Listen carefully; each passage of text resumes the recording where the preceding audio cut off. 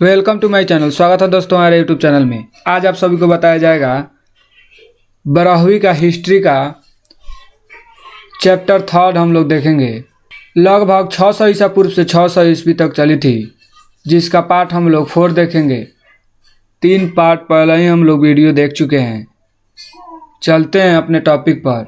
महाभारत के रचयिता एक या कई और तिथियों के बारे में जानकारी हम लोग जानेंगे आज।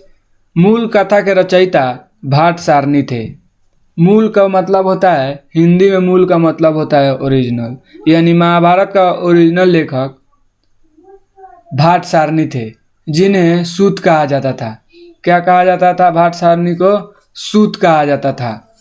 यह क्षत्रिय योद्धाओं के साथ युद्ध क्षेत्र में जाते थे।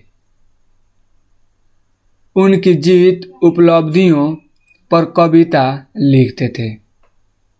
कौन? ये भाट सारणी जो थे, क्षत्रिय योद्धाओं के साथ युद्ध क्षेत्र में जाते थे, उनकी जीत के बारे में कविता लिखते थे।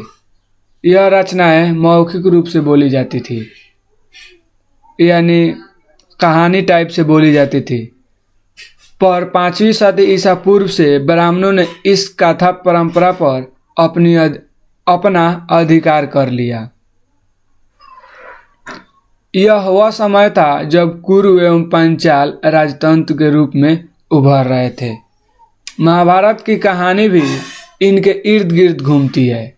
200 ईसा पूर्व से 200 ईस्वी के मध्य विष्णु देवता की आराधना महत्वपूर्ण हो गई थी। महाकाव्य के नायक श्री कृष्ण को विष्णु का अवतार माना गया, यानी महाकाव्य के नायक श्री कृष्ण को विष्णु का अवतार माना गया। 200 से 400 ईस्वी के मध्य मनुस्मृति की तरह उपदेशात्मक प्रकरण महाभारत में जोड़े गए। प्रकरण की बात की जाए तो इंग्लिश में हम इसको टॉपिक कहते हैं, हिंदी में कोई मुद्दा, उपनिषद। महाभारत के प्रारंभ में लगभग 10,000 श्लोक थे और अब 1 लाख से भी अधिक है। साहित्य परंपरा में इसके रचयिता वेद व्यास माने जाते हैं, यानी साहित्य के अनुसार इनके रचयिता वेद व्यास हैं, लेकिन प्रारंभ में इसके लेखक भाट सारणी थे। साहित्यिक परंपरा में इसके रचयिता वेद व्यास माने जाते हैं, लेकिन प्रारंभ में इसकी रचना भाट सारणी थे, क्योंकि महाभारत कोई 1 साल 2 साल या 5 साल में नहीं लिखी गई। इसको लिखने में 1000 से भी ज़्यादा साल लगे और नई नई बातें जुड़ती गई, जिसके कारण एक व्यास तो इतना दिन तक, ऋषि मुनि कोई भी इतना दिन तक जिंदा नहीं रह सकता, जिसके कारण इसमें पहले के रचयिता भाट सारणी थे, बाद में वेद व्यास हो गए।